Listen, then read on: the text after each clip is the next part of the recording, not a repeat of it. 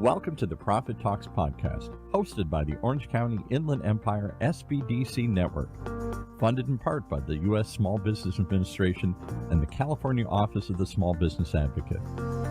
This show is the go-to resource for business owners seeking empowerment, education, and resources to succeed.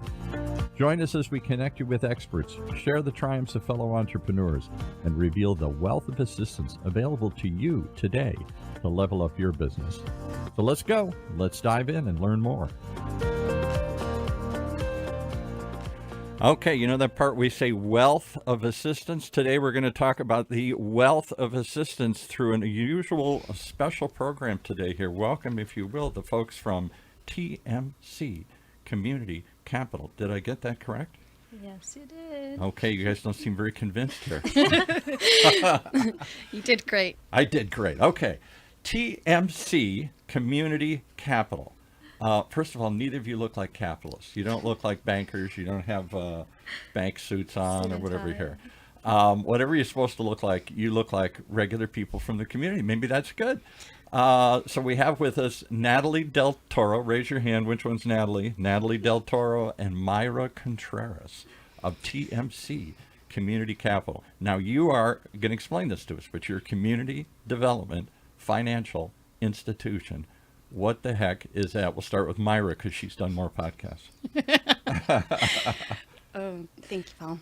Okay. Right. And we don't look like bankers because we're not a bank. Right? Okay. We're our CDFI, Community Development Financial Institution. We have, we're certified by the US Treasury to provide products and services to communities that have been historically excluded from your banking systems or your traditional lending systems. We're going to talk a lot about that because you're reaching out to people that nobody wants to give money to, and you're doing microloans. What's a microloan? Anything under what? How little is a microloan? Or how big is a microloan? We do loans from $5,000 to $50,000. That's the range that we cover. Okay, so it's not $500. It's $1,000. It's $5,000 to $50,000. Mm-hmm. And who the heck are you giving this money to? This loan, and this is for what? How many years? Up to 5 years? Right. So we strictly do small business loans. So we lend to small businesses in the state of California that have been operating for at least a year. And so no startups. If I come to you and say, I got a great idea, can you give me some money? That's not you. Not pre-revenue, right? We want to see at least 12 months in operation and generating revenue. Okay. All right. So who the heck are you giving this money to? Well, let you go back and forth. You can bounce, or whoever you think should do this. So we'll go back to Natalie again here. Yeah. Who are you giving the money to? Like we were saying, so our target is to get to those small businesses that have a harder time accessing capital through traditional forms, and that will be more people who maybe aren't seen as creditworthy through banks, or their financials, maybe they don't have tax returns yet, and so we can be a little bit more flexible in both what documents that we collect, and as well the credit, the time span that we focus on. So our target, really our mission as a nonprofit, is to provide capital to low income, underserved, women-owned businesses. That is who we want to be providing this capital for. That's your sweet spot. That's what you're looking for. Exactly. Low income, underserved, women-owned businesses. All right. Are these like single moms? Hey, I'm trying to, make something for my kids and and so I've got this idea, I want to bake cookies and sell them, or I'm going to open up a dress shop, or I'm going to do something. Is it that kind of a small business? Well, you say it can't be a startup, so she has to have already done it.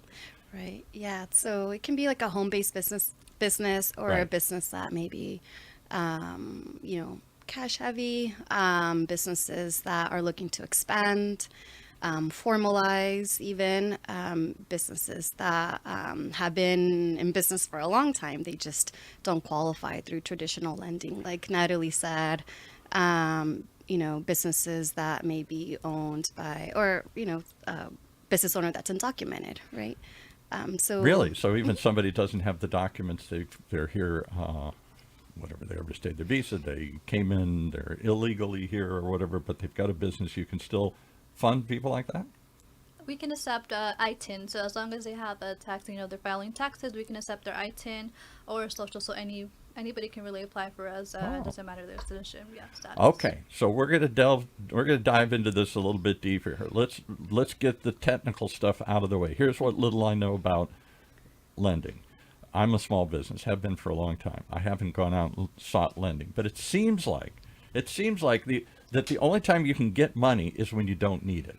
When you're flush with cash, the business is going well, it's a success, you got it up and running. Hey, it's easy to go to the bank and say, "Can I borrow some?" Sure. It'll give you a personal guarantee, or you've got collateral in the business and or cash flow or something. Maybe you've got equipment. Lots of things you can put up to borrow against.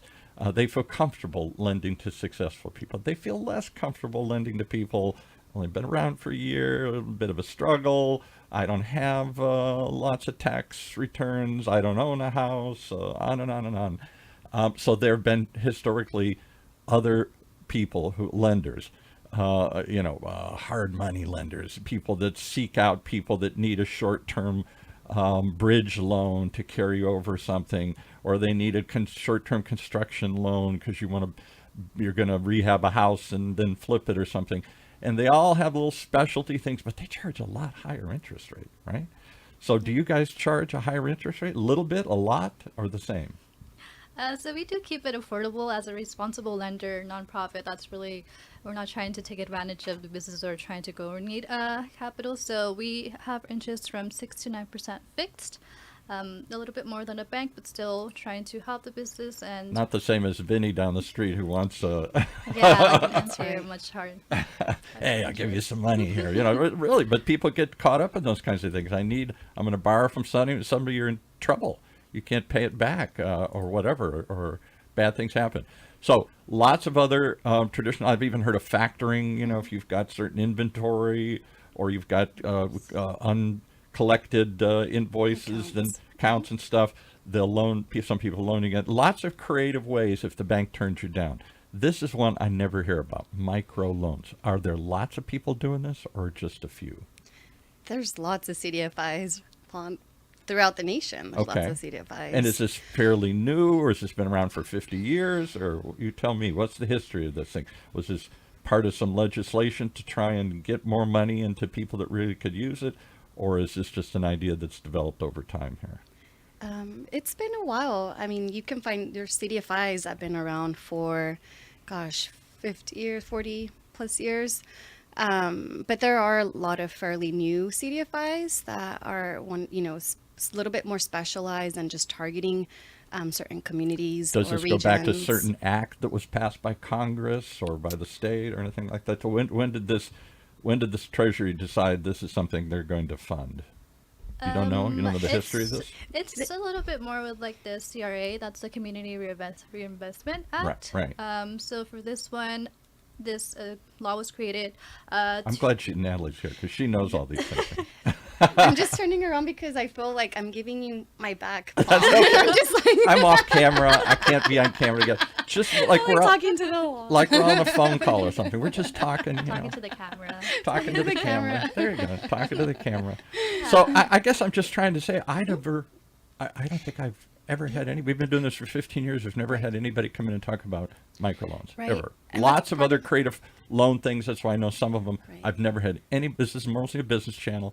Never had anybody come in and talk about microloans ever. Yeah, and I guess that's also part of the issue, right? That a lot of people don't know we exist, right? Yeah. Right. So like I you didn't. said, it's easier for someone to go to Vinny Right. down the street because Vinny has a storefront in their community and it's walkable, and Vinny probably has like flashy neon lights in Super their easy window. to do. Yeah. Right. Just Right. sign here and we'll do it. And a lot of people like don't read what they're signing because they're like, oh, I just need the money, and they don't realize, We had a guy in here once. Now, this is going to sound horrible, but he was Hispanic. He lent money to people to buy a home who couldn't otherwise qualify because of their immigration status or their income or didn't taxes or whatever the problem was. He would loan it to them. And it was sort of like they'd move in and they'd start to pay him to buy this house. And I said, well, this is a high-risk group. What if they don't pay? He said, I hate to say it, I sort of make out either way. If they don't pay, I just take the house back. And yeah, I got to go through eviction, other sorts of things, but I keep all that money. Whatever they gave me, I still keep. They failed. I get to keep it, and I start over, and I rent it, or I sell it to somebody 2-3 times till finally somebody does this. They've sort of built a business out of failure. Are you guys accepting the fact that most of these little micro loans, because they were so-called uncreditworthy people, are going to fail? Do most of your loans fail? You have a high rate of non-payment? Right. Well, this may surprise you, Paul, but our repayment rate right now is 99%. What? So we have 99% repayment rate, and To people who otherwise nobody wanted to lend to. right. What does so- that say about the current lending system here then? Right. So it sounds like the current lending system is trying to fit everyone into their credit lending box. That's very traditional, and Yeah. and it just shows, right, that not everyone fits into that box, and it doesn't mean that they're not that they're not. Only thing I ever heard creditworthy. about microloans, I mentioned this off camera, was I read something years ago about somebody, this is really microloans, $500, $1,000 to poor people in like villages. I think it was India, might have been Africa. These are people living in dirt huts and whatnot, very impoverished, third world countries. And they want to buy a sewing machine, which costs a couple $100, and they don't have it, because then maybe they can make a little extra income on the side or something, or make something mostly to start some kind of little business. Sewing machine stuck in my head. Simple things like that. A water pump or something to build a well or something. And nobody would give these people money. They have no credit, no history, no nothing. And they said it meant so much to people.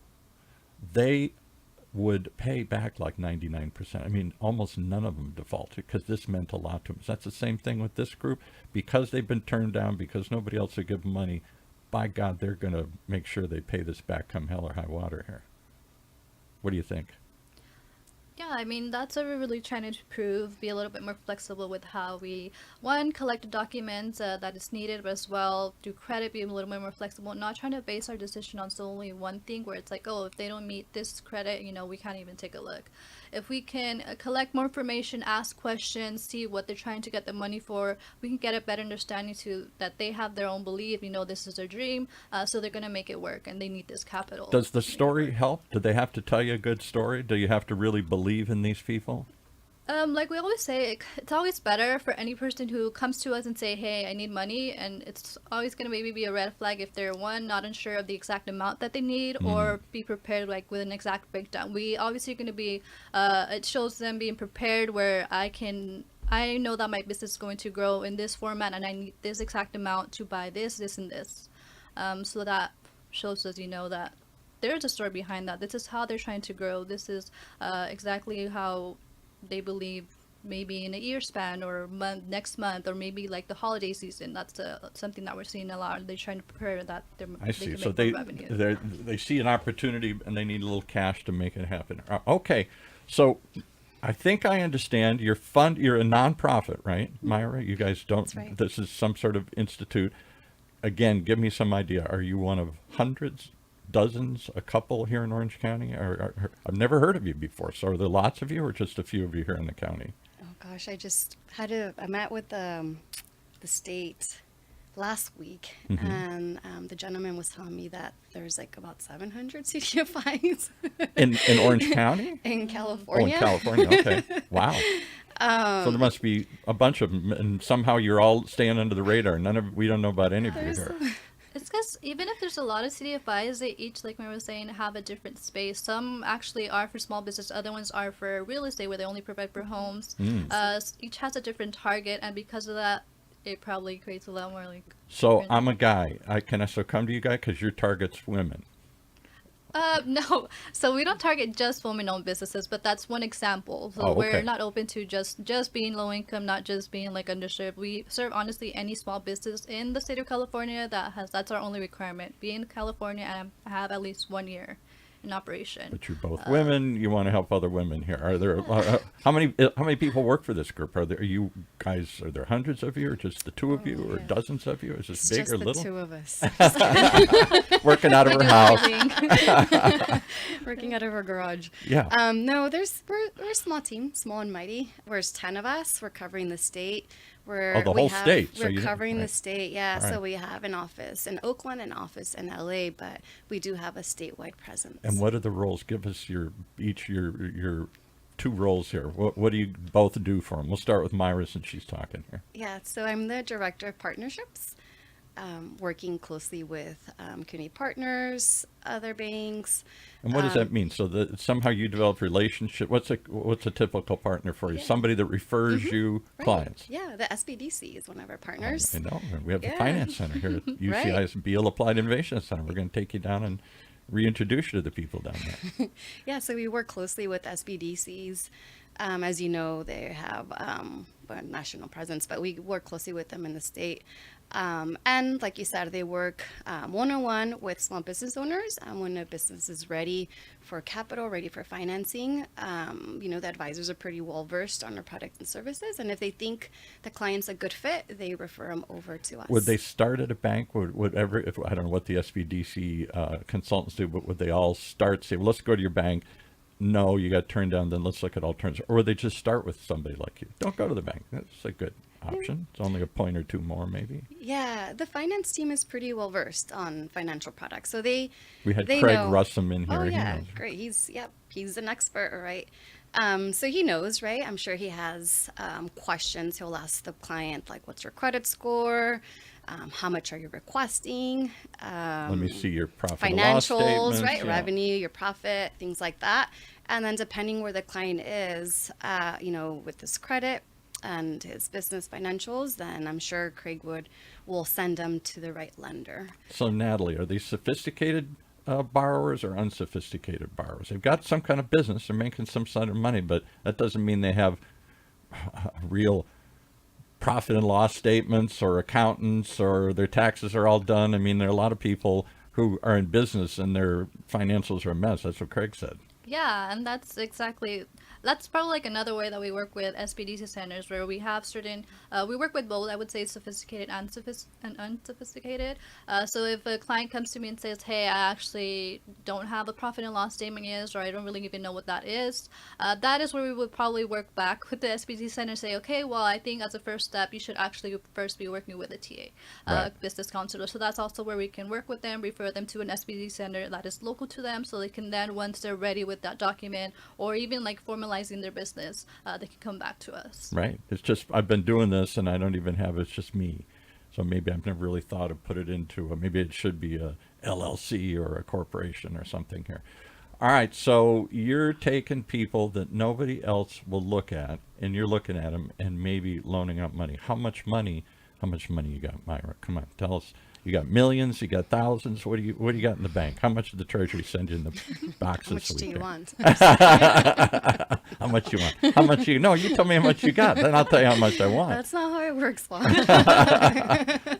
By the time you get to us, you should know how much you need and Don't what just your walk use in and of say, funds. what can I get? Can I get 1,000? Can I get As 50,000? much as I can get. Yeah. That's Right. Yeah, it's not a good look, Paul. I think you need to prepare, which is why you need to work closely with your SBDC consultant. Not a good Craig look. This is Too many people have said that about too many things in my life. That's not a good look, Paul. I don't know if you should be wearing that. I don't know if you should be saying that. That's not a good look. All right. I've heard that before. I'm going to start thinking about that. All right. So, but people come in, they may or may not be sophisticated, but they got to have some idea what they want and some plan of how they're going to do it and some story that they're going to do it. Before you tell me some great stories, I want to hear your stories. I'm going to start with Mayra first here because she was when I told her, she made a face like, I got to tell my story here. I want to hear your story of how you got into this because you don't look like a banker or a micro loaner or whatever you call yourself here. So I actually have about over 8 years in this micro lending. You guys look like space. influencers. You both look like that, so you should be on TikTok influencing something. This is our debut. We're starting a new career here. Yeah, so you guaranteed that this is going to go viral. Absolutely. So I'm just Absolutely. Yeah, so How did you get into this? right, yeah. So I was working for You're working for Vinny. credit No, union. I was like, Vinny, this is not right. we could do better than this, Vinny. We don't have Working to for a break their credit legs union. just because I don't pay them back. Right. Yeah, I was working for a credit union for a bit, and I found myself educating and helping my clients through like the credit system and the banking systems. And then from there, I started offering financial literacy for a nonprofit. And there's a shocking lack of financial literacy. I'm going to bring my own daughter into here someday and ask her what she really knows about loans and credit scores and all sorts of stuff. And, you know, she went to school. She was raised here in Orange County. I don't think she's that financial. I'm not saying I shouldn't say this about her, but I don't think she didn't take any classes at school about this. I've tried to verse her a little bit, but you know, she's like a lot of people that she doesn't have a deep knowledge of financial systems. Only when she has to go do something, suddenly she's got to figure out, oh, I need this and I need this. Right. Yeah. So and also working for other lenders, right? I found myself in a situation where I just saw unfair practices, unfair lending practices. Meaning what? They turn people away. They turn people away that I felt were unfair, right? Yeah. And it could have been because of their title, some credit issues in the past, the color of their skin, things like that. So I've been in the middle of that, and I've seen it, and I was like, this can't be right. Got to be a better way. Yeah, there's got to be a better way. And so how did you find this group? How did you find it? So in an ad, or just they came to you and knocked on the door in the middle of the night and said, hey, come here. Yeah, so I it got seems into like the a big space. secret. It seems like it somebody's is. Yeah, it seems like.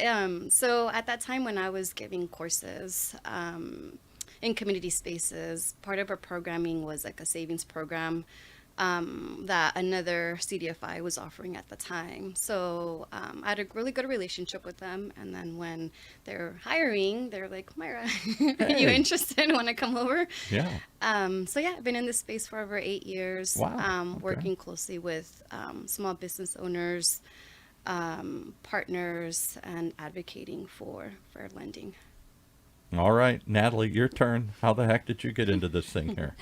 Yeah, so I think with TMC, I have a little bit over a year now. My background, really, as I graduated college, my entire mission is to be able to use my skills and to some way give back to my community. So what was your major in college? Geography. Geography. Oh, that definitely helped you. Yeah, and it wasn't geography. I didn't know they had that as a major anymore. It was social geography, so I was really captivated by the way that people are affected by their environment, not even more so physical, but just socially, how the space that they grow up in, affects determines them. Yeah. I'll give you an interesting example. I know we're going to run a few minutes over here, but I volunteered once at a school with in Santa Ana. I don't know how I got into this thing or something. And they went down, they said, we need some mentors, we need some help. And they said, most of these kids will never travel more than 5 miles from this location. They won't go to the beach. They won't go to LA. They won't go to, this is their whole world.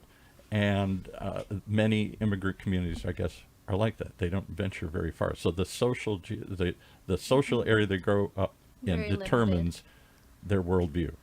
Yeah, and that's exactly. So when I graduated, I just did different positions really that helped my communities, whether it was like politically or also economically. So when I first got into the economic space, I started with a fintech company whose entire mission was really to create. So a lot of our communities are also underbanked. That's another issue. So their mission was to help create these free bank accounts. We had the chairman of Farmers and Merchants in here on the Hispanic Chamber of Commerce show, and he said that's one of the reasons they're a community bank.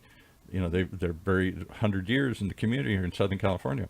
They started opening locations in Santa Ana. They came from Long Beach originally because they saw it was an underbanked area. Yeah. So as from like underbanked, I got into this position. A fellow worker was also in this, and they pulled me over.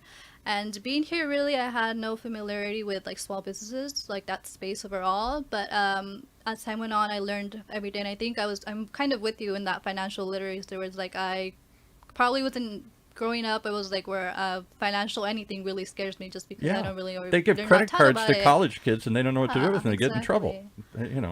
But I think now I would like to say I'm in a better place, and I've learned a lot more about small businesses through their stories, the situations there, what they're looking for, and every day I feel like I pick on them something Okay, different. why don't you each just give me one good story? We'll start with Mayra here. Give me one good story that you've seen in the 8 or 10 years. You must have seen lots of touching stories. Really, I would think. Oh yeah, lots of clients that still keep in touch. And Give me yeah. one that you, Sure. if I just, off the top of your head, give me one. Give me a good one. Yeah. So one of our clients, Angelina, who started a home-based business, she was selling Jello to her coworkers. Selling Jello. Yeah, Okay. desserts, specifically Jello. I know it's a thing. So to her coworkers, and then got pretty popular. She was hired on to do events, right, like weddings and parties and Right. things like that, to supply them with the desserts. So she got so much interest within the community that their own community was like, Angelina, how are you making these desserts? Right. So she opened up her home and started having workshops on Workshops decoration. Yep, on making workshops desserts. on making desserts, and mostly on decoration, decorating the desserts. So Did she have any went. business background? Was she No. poor? Was she successful? I mean, was she just an average person? But I'd say she's an average person. She's an immigrant from Mexico. And I know she said like she's always had a passion for baking and But never thought making this could be a desserts, but never business, yeah, thought this right. could be a business, right? I mean, she had a regular job and then just started doing this on the side. And then her business grew. There was interest. It wasn't really a business yet. So she saw a need for the supplies, right? So the dessert supplies, so anything around pastry and decoration, she started selling them to the woman that she was hosting the workshop, that she was giving the workshops to. Right. She got so popular and busy that she had to move from her small home or apartment into like an actual house to host larger groups. And then from there, she's just like, you know what, I need to open up a storefront. And she came to you and got a she small came to loan? us, yeah, and she came to us during the pandemic. Everyone was at home baking and making Yeah, a desserts. lot Well, of not that happening. everyone, but I can tell you I was. So she started. Did you take one of her workshops? No, probably not. No, but I would love to. I think it'd be a nice thing to do with the team. Yeah. She's now looking to expand her location, her retail spot, and make it, to host more larger groups. So you launched her workshops. into a real business. Pretty much. Right, yeah. So now she does this full time, and is looking to expand into a bigger space to How about that? host, larger groups. All right, So- Natalie, top that one. That's honestly probably one of the, and then I think another one very similar, kind of along the lines is a lot of the businesses that we serve are like Brian was saying, maybe unformalized or maybe like street vendors, but there's also businesses Street that have been vendors, there you operating. go. Yeah. Right, they got a cart or something they've Yeah. been selling for a while. And so there's one business that we helped, I would say like last year or so, they started selling tamales out like, I don't know, San Francisco area. Mm-hmm. And they saw a lot of business growing just with that, selling that item. So they came to us and they wanted to get a loan to move into a space because they were seeing success. And so they moved into Swan's Market out in the Oakland area, and they were able to grow really much. I think I've eaten there like twice and it was so delicious. So now they're like selling like tacos, different items, and they actually came back to us all to the time so they can get another loan. But they were actually looking for way larger than that we could do. Like they were now trying to get like 100 or so because they Wow. wanted to get a second From a location. street vendor to now they want $100,000 here. They have a business that warrants that. They can see the growth. That's a pretty Yeah. impressive growth. And so that's why we don't really necessarily think of us as like, oh, just get money to we're just like a milestone or stepping stone into like, oh, we'll help you to like maybe make the first step to expand your business. And from there, if you want to go to an SBA loan or maybe another just larger loan than $50,000, that's what we were trying to like catapult you to do with your business. Okay, there you go. All right, I got to think of something. I need a microloan for something here. I got to come up with something good. Something I'm going to cook or bake or whatever here. I think it's a phenomenal service. How do they find you? Can they just come to you directly, or do they have to go through somebody like an SBDC or some other referral partner. Mayra's all building all these partnerships here. Can I I'm just just call? like nodding yes to everything you're saying. Can I just come in, or do I have to know somebody the secret handshake to get in the door here? So I cover SoCal. So if you are out in SoCal, you can give me a call to see if you are the right fit for us to apply. Did we come up with your title? We know what she is. No, skip me. It's okay. What do you do? I am the Community Development Officer, so I cover from Bakersfield down to like San Diego. That is Okay, the all right. space. One works on partnerships, one works on developing the community. Yeah. So I help Mayra with partnerships, but also I talk with clients or anybody who's interested in applying with us, had any questions. I can either one, help them to start an application with us, or refer them to a partner that can either one, prepare them with like those financial that they need, or two, might be a better fit for another reason if maybe they're trying to get more capital than we can provide, or they're a startup. Okay, all right. And so give us a website, a phone number. How do they reach out to you today, if those listening want to learn more? So you can reach me at my number if you'd like, 213-394-6676. She's giving out her phone number? Okay, wow. This is Our work phone number, yeah. Is there an office that they can go to somewhere, or is this all just done virtually, or you're all over the state? I mean, is there someplace I can drive into and knock on the door and somebody's there? You don't have to go into an office nowadays, right? I know, yeah. It's a crazy world. I don't know where anybody is. Yeah, so I mean, you can. I'll give you our website. It's tmccommunitycapital.org. TMC. What is it? Anything? Why that stands for that? So they TMC. threw 3 letters on the board. So that sounds good. tmccommunitycapital.org. You can also call Natalie. If you are in Northern California, we can connect you to Christian, who is our community development officer Right. in NorCal. And if they want to build a partnership with Mayra, they want to start referring people. How do they reach you? Yeah, so they can also email me at Mayra@TMCCommunity. And spell Capital.org. Mayra. I never saw it spelled this way here before. Mayra. Mayra. Okay, Mayra Contreras of TMC Community Capital, and her compatriot, I was going to say partner in crime, but that sounds terrible. You're lending money here. I can't call you partner in crime. It's a crime that more people don't know about this. That's the crime. Right. Natalie Del Toro, Community Development. Is that the title? Officer, yeah. Officer. Okay, officer. Yes, sir. All right. All right. Well, I don't know why you are such a big secret. I hope we will take some of the secrecy away. I hope we'll get you back on other shows here. You should definitely come in on the Hispanic Chamber show and some other ones here, because there's a lot of people out looking for help, and believe that with a little bit of money, they could take this thing to the next level. It takes money to make money. Mm-hmm. And for whatever reason, banks are harder than ever. I'm here every day to get money from here. So there are lots of good people that are getting turned down that we could do a lot of good with. And it sounds like that's where you come into play here.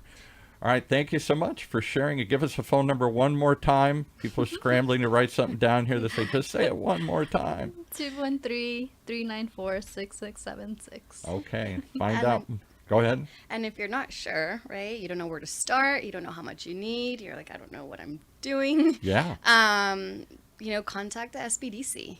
They offer different services, and they're a great partner of ours. So well, thank you for the will plug. This is definitely sponsored by guide the you. SBDC, so we like that plug here. Right. Never plug. Okay. Well, good. So there are resources out there to help you find what you need. It isn't just a world. That's too often, I think, that we think, only the wealthy, only the really successful can have access to capital. The rest of us have to struggle. Not true. Lots of programs, grants, other sorts of things, a wide variety of things out there today. Start with the SBDC or call these folks up and start a conversation. Thank you for coming in, you guys. Thank you. Okay. Thanks for having us.